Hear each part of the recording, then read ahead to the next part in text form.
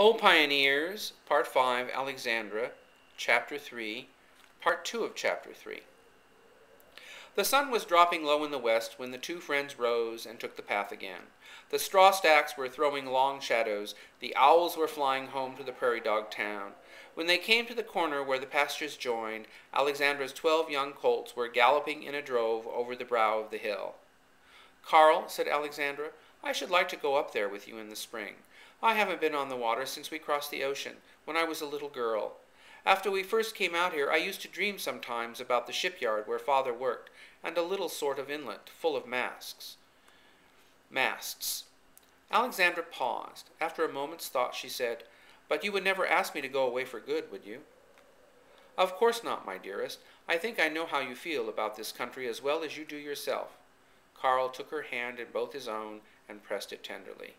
"Yes, I still feel that way, though Emil is gone.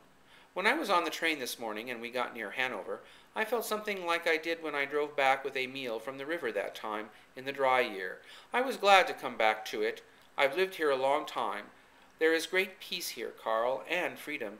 I thought when I came out of that prison, where poor Frank is, that I should never feel free again, but I do here." Alexandra took a deep breath and looked off into the red west.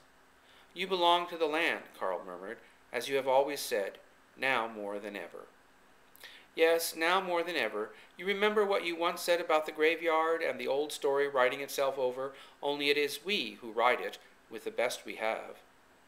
They paused on the last ridge of the pasture, overlooking the house and the windmill and the stables that marked the site of John Bergson's homestead. On every side the brown waves of earth rolled away to meet the sky.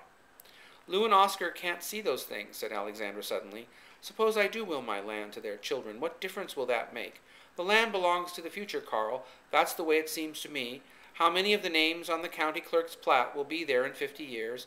I might as well try to will the sunset over there to my brother's children. We come and go, but the land is always here, and the people who love it and understand it are the people who own it, for a little while." Carl looked at her wonderingly.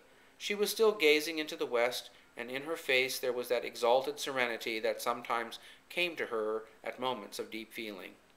The level rays of the sinking sun shone in her clear eyes. "Why are you thinking of such things now, Alexandra?" "I had a dream before I went to Lincoln, but I will tell you about that afterward, after we are married. It will never come true now in the way I thought it might." She took Carl's arms and they walked toward the gate.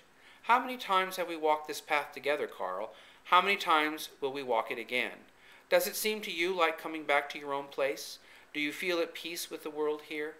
I think we shall be very happy. I haven't any fears. I think when friends marry they are safe. We don't suffer like those young ones." Alexandra ended with a sigh. They had reached the gate.